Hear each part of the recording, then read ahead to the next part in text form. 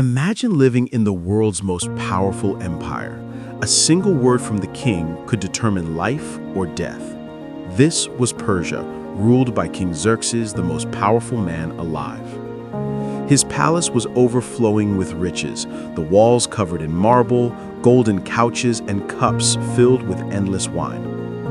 For 6 months, he displayed his power, ending with a banquet unlike any other. Music filled the halls, laughter echoed, and pride swelled in Xerxes' heart. But in the middle of this feast, something unexpected happened. The king called for his queen, Vashti, to appear before the nobles and officials to display her beauty. But Vashti refused. In that moment, silence. No one refused the king. His pride burned, his anger flared, and with a single command, Vashti was stripped of her crown. The throne was empty, and the search for a new queen began. Messengers were sent across the empire, from India to Ethiopia, gathering the most beautiful young women to the palace. Among them was a girl almost forgotten by the world, Esther. She was an orphan, raised by her older cousin, Mordecai, a Jewish man living in exile. Esther was humble, kind, and wise beyond her years, but she carried a dangerous secret. She was a Jew, one of God's chosen people. Mordecai urged her to keep her identity hidden. As she entered the palace, Esther quickly stood out, not only because of her beauty, but her grace, humility, and kindness. Everyone who met her admired her. When she was finally presented to King Xerxes, he placed the royal crown upon her head. Against all odds, the orphan girl became queen of the Persian Empire. But her secret remained. Esther may have worn a crown, but she walked carefully, hiding who she truly was. Not long after Esther's rise, another man rose in power, Haman, the king's highest official. Proud and arrogant, he demanded everyone bow to him. But Mordecai refused. He bowed only to God. Haman's pride turned to rage. But punishing Mordecai alone wasn't enough. He wanted all Jews destroyed. Casting lots, or Purim, he chose a date for their annihilation. He convinced the king with smooth words. There are a people who do not follow your laws. It is not in your best interest to tolerate them. With the king's signet ring, Haman sealed the fate of an entire people. Letters were sent across the empire. On the 13th day of the 12th month, all Jews, young and old, men and women, were to be destroyed. Fear spread. Mourning filled the streets, and Mordecai tore his clothes, weeping in sackcloth and ashes. In desperation, Mordecai sent word to Esther. She must go to the king, plead for her people. But Esther trembled. To enter the throne room uninvited meant death, unless the king extended his golden scepter. Esther hesitated. Could she risk everything? Could she risk her crown, her life? But Mordecai's reply shook her heart. Do not think you will escape in the palace. If you remain silent, deliverance will come from another place, but you and your family will perish. Who knows if you have come to the kingdom for such a time as this?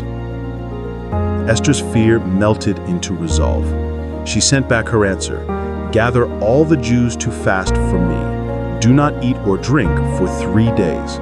I will fast as well. And then I will go to the king. If I perish, I perish. For 3 days, the city was filled with silence. No laughter, no feasting, only prayer and fasting. On the 3rd day, Esther dressed in royal robes and approached the throne room. Imagine her heart pounding with each step. Servants whispered. Officials turned, all eyes fixed on her. Would the king accept her or condemn her? The room froze. The king lifted his eyes. Slowly, he extended the golden scepter. Esther was spared. The king asked what she desired, offering even half the kingdom. But with wisdom, Esther did not rush. Instead, she invited the king and Haman to a banquet. That night, however, another twist unfolded. The king could not sleep. He ordered the Book of Records to be read. And there it was. Mordecai had once uncovered a plot to assassinate the king, yet had never been rewarded.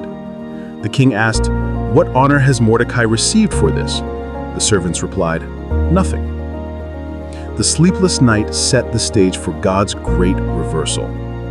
The next morning, the king asked Haman, what should be done for the man the king delights to honor? Thinking the king meant him, Haman said, "Let him be dressed in royal robes, placed on the king's horse, and led through the city streets with a proclamation, 'This is what is done for the man the king delights to honor.'" The king smiled and commanded, "Do this for Mordecai the Jew." Haman's face fell. He was forced to honor the very man he despised. Humiliated, he returned home in grief. At Esther's second banquet, the moment of truth arrived. The king asked again what she desired. Esther lifted her eyes and spoke, "If I have found favor in your sight, spare my life and the life of my people, for we have been sold to destruction. This enemy, this vile Haman, is the one behind it." The king, enraged, stormed out into the garden. In panic, Haman fell at Esther's feet, begging for mercy. But as the king returned, he saw Haman on the queen's couch. "Will he even assault the queen while I am in the house?" he roared. It was finished. Haman was hanged on the very gallows he had built for Mordecai. Yet one problem remained. The king's decree of death could not be revoked. But Esther and Mordecai worked together to write a new decree. The Jews could defend themselves against their enemies. When the appointed day arrived, the Jews rose with courage. Instead of defeat, they claimed victory. What was meant for their destruction turned into deliverance. Mordecai was honored with robes of blue and white, a golden crown on his head. Esther remained queen, and the Jewish people celebrated their deliverance with joy, feasting, and gladness.